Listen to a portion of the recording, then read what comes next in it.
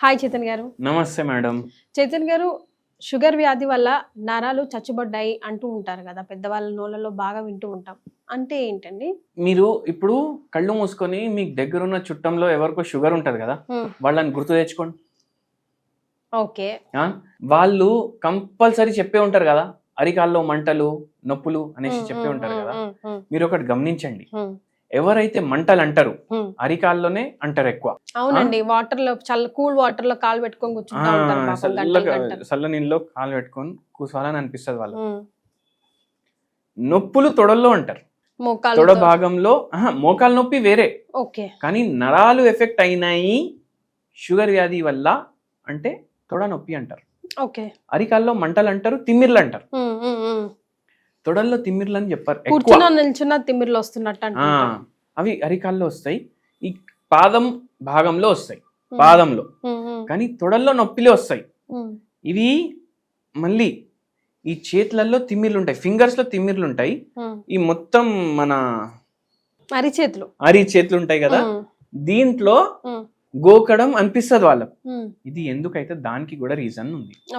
ఇప్పుడు షుగర్ వ్యాధి వచ్చింది. షుగర్ వ్యాధి వచ్చిన తర్వాత నేను అడ్డం దొడ్డం అన్ని తింటా, బజ్జీలు తింటా, పునుగులు తింటా, అన్ని తింటా, బిర్యానీలు తింటా, మటన్, చికెన్, ఫిష్, మందు అంటే ఆల్కహాల్, ఇవన్నీ తీసుకుంటా, నాకేం కాదు అని అనుకునేటోళ్ళు మహానుభావులు చాలా మంది ఉంటారు. అవును, అంటూ ఉంటారు, నేను అన్ని తింటా, బాగున్నాను, మీరు ఏమి తినరు, మీరు ఇట్లా ఉన్నారంట. అయితే ఏమవుతుందంటే, మీరు అన్ని తింటున్నారు, మీరు అన్ని చెడ్డ పనులు చేస్తున్నారు, మీ షుగర్ పెరగట్లేదు. దానికి కూడా కారణం ఉంటుంది. ఎందుకంటే మీరు అన్నీ తింటున్నారు, షుగర్ జర పెరగంగానే మీ డాక్టర్ గారు మీ డోస్ కూడా పెంచిస్తారు. అంటే ఏంది అర్థం? రోగం అయితే పెరుగుతుంది కదా, బాడీలో డ్యామేజ్ కూడా జరుగుతూనే ఉంటుంది మరి. అయితే అట్లనే ఇట్లా అయి ఆక్సిడేటివ్ స్ట్రెస్ చాలా పెరిగిపోతుంది బాడీలో, షుగర్ లెవెల్స్లో ఎక్కువ అయిపోయి వాళ్ళకు ఇప్పుడు షుగర్ వ్యాధి వల్ల కిడ్నీ డ్యామేజ్ అవుతుంది. దాన్ని డయాబెటిక్ నెఫ్రోపతి అంటారు. కళ్ళు డ్యామేజ్ అయితే కంటి చూపు పోతుంది, దాన్ని డయాబెటిక్ రెటినోపతి అంటారు. అట్లనే డయాబెటిక్ న్యూరోపతి అంటే నరాలు చచ్చుబడిపోయినాయి, అది కూడా అవుతుంది.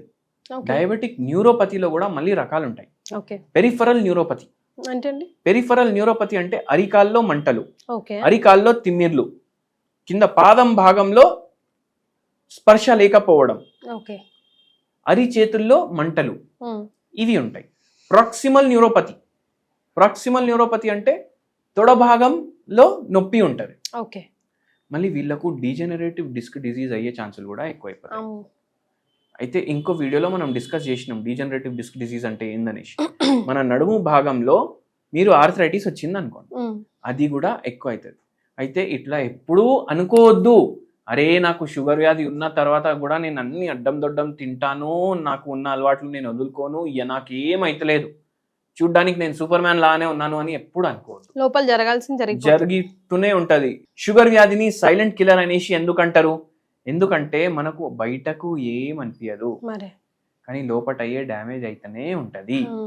ఇప్పుడు ఒక రోగం ఉంది, ఎగ్జాంపుల్ మీకు మీజల్స్ ఉంది, అమ్మవారిది రోగం వచ్చింది అనుకోండి, అన్ని పుండ్లు అయిపోతాయి కదా మొత్తం బాడీ.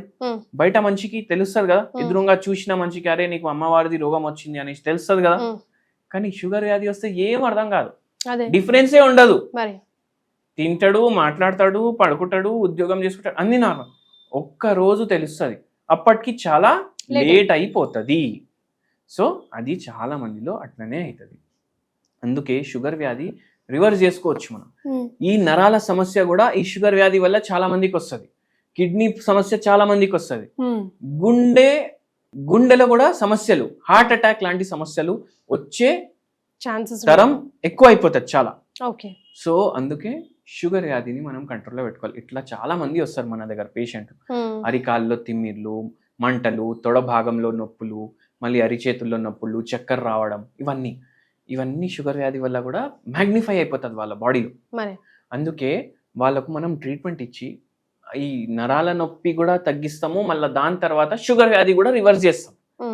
హోమ్ రెమెడీ కూడా చెప్తాం. సేమ్ సిమ్టమ్లతోటి ఒక పేషెంట్ వచ్చిండు, ఆల్మోస్ట్ 1 year నుంచి సఫర్ అవుతున్నారు. ఆల్మోస్ట్ 1 year నుంచి సఫర్ అయిన తర్వాత మన దగ్గర మందులు వాడినాక 2-3 నెలల్లోనే అరికాల్ మంటలు, తిమ్మిర్లు, తొడ భాగంలో నొప్పులు, అరిచేతుల్లో తిమ్మిర్లు, నొప్పులు ఇవన్నీ తగ్గినాయి. షుగర్ వ్యాధి తగ్గడానికి 2.5 ఏండ్లు పడ్డది. సో అట్లా హోమియోపతిలో మీకు మంచి ట్రీట్మెంట్ ఉంటుంది వితౌట్ ఎనీ సైడ్ ఎఫెక్ట్స్. కానీ నమ్మాలే కానీ హోమియోపతి ఈ రోజుల్లో మాత్రం నిజంగా చాలా మీ పేషెంట్స్నే చూసుకుంటే వాళ్ళతో మాట్లాడినప్పుడు ఇంటరాక్ట్ అయినప్పుడు కింద కమెంట్ సెక్షన్లో కూడా కొన్ని ఫేస్బుక్లో చూస్తుంటే చైతన్ గారు మెయిన్గా పెద్దవాళ్ళు ఉంటారు కదా, వాళ్ళకి నరాలు వీక్నెస్ అనేది, నొప్పులు అనేవి వర్ణనాతీతం. అంటే మనకు కనిపించదు కదా, only they know what they are feeling. Within 1 month first ఆ రిలీఫ్ రాగానే ఒక నమ్మకం వస్తుంది చూసారా, అవును, ఆ హ్యాపీనెస్, ఆ బ్లెస్సింగ్స్ మీకు చాలా అనుకుంటా కదా. అవును, పేషెంట్ కి that gives you lots of satisfaction. So ఇంకోటి ఏంటంటే ఇప్పుడు పేషెంట్ తగ్గింది అని చెప్తారు కదా, చాలా సంతోషం అవుతుంది. మళ్ళా తగ్గలేదు అని చెప్పిండ్రు అనుకోండి, దానికన్నా చాలా ఎక్కువ మనకు బాధ అనిపిస్తుంది, అరే ఎందుకు తగ్గట్లేదు అనేసి. అయితే ఇప్పుడు చూడండి సింపుల్ ఎగ్జాంపుల్, అట్లాంటి కేసెస్ కూడా ఉంటాయా చైతన్ గారు? అంటే టైం పడుతుంది వీళ్ళకి, టైం పడుతుంది. ఇప్పుడు మనం ఒక పేషెంట్ కి మందు ఇస్తాము, నరాల ప్రాబ్లం తోటే మందు తీసుకున్నారు. నరాల ప్రాబ్లం తోటే మందు తీసుకున్నాక 2 నెలలకి ఇస్తాం మనం మందు. ఫస్ట్ టైం మంచిగా పనిచేసింది, సెకండ్ టైం మంచిగా పనిచేయలేదు అని చెప్పిండ్రు. అయితే ఏంది అంటే ఏమైనా స్ట్రెస్ ఉంటే కూడా పేషెంట్ కి తగ్గడం. ఇప్పుడు సడన్ గా ఒక పేషెంట్ వాళ్ళ, ఇప్పుడు ఈ చెప్పే పేషెంట్ వల్ల నాయన ఏమో పోయినరు అనమాట. అయితే ఆ బాధ ఉండిపోతుంది కదా ఇంకా. సో దాని వల్ల కూడా ట్రీట్మెంట్ లో కూడా ఎఫెక్ట్ చూపిస్తుంది అది. సో అట్లా కూడా ఉంటది. అండ్ మనం అయితే తగ్గడానికే మెడిసిన్ ఇస్తాం, సో మళ్ళీ నెక్స్ట్ టైం వరకు తగ్గిపోతుంది అట్లా. సో వీళ్ళకి మనం హోమ్ రెమెడీస్ కూడా చెప్తాం. మనం మెయిన్ గా ఫోకస్ చేసేది ఏంది అంటే డయట్ పైన, నేచర్ పైన, హోమియోపతి పైన మనం అన్ని చూసుకుంటాం. ఇప్పుడు పేషెంట్కి ఏం చెప్తాం, మీకు అన్నం తినాలనిపిస్తుంది తినండి, ఒక పూట మిలెట్లు. టిఫిన్లు తినే పూటలో ఫ్రై చేసిన టిఫిన్లు తినకండి, గుంట పొంగనాలు తినొద్దు, వడాలు తినొద్దు, పూరీలు తినొద్దు, ఫ్రై చేస్తాం కదా. ఇంకోటి మీరు చూడండి, ఎక్కడ నూనె వాడే అవసరం లేదు అక్కడ కూడా మనం నూనె వాడుతున్నాం. ఇడ్లీలు ఉంటాయా, ఇంతకుముందు మనం ఎట్లా చేసుకుంటుండే, బట్ట వేసి దాని మీద పిండి వేసి బట్ట మళ్ళా ఇట్లా చేసి సాంచలో పెడుతుండే. ఇప్పుడు ఏం చేస్తున్నాం, రంధ్రం లేని సాంచలు వస్తున్నాయి. ఇప్పుడు ఏం చేస్తాం, దానికి జర గ్రీసింగ్ చేయడానికి నూనె పెడతాం. ఎందుకు, నూనె అవసరమే లేదు మనం ఇడ్లీ చేయడానికి. అవునండి, కరెక్ట్.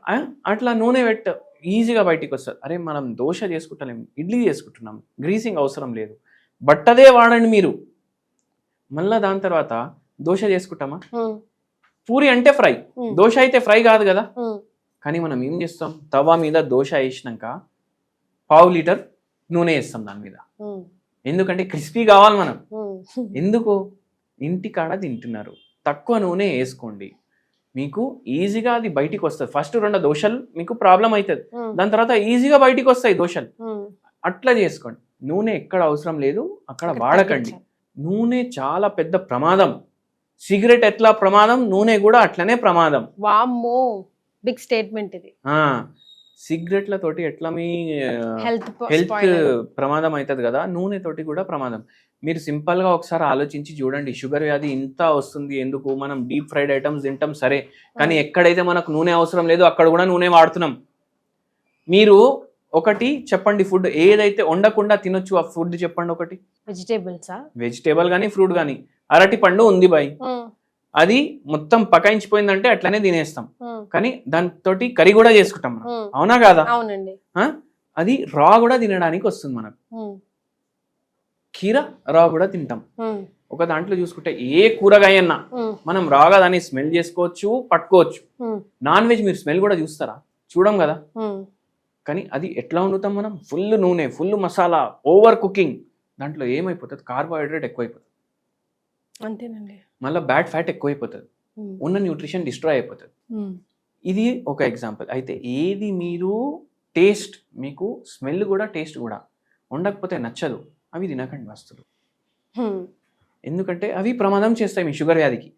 మళ్ళా నూనె వేస్తాం కదా, ఎంత నూనె ఒక స్పూన్ తాగడానికి ఎట్లుంటది, టేస్ట్ లెస్ ఉంటది, నోరు ఖరాబ్ అయిపోతుంది. మళ్ళీ ఎందుకు నూనె? Yes, so healthy eating is very important. Mindful గా తినాలి అంటారు, అంతే కదండి. అవునండి, థ్యాంక్ యూ అండి.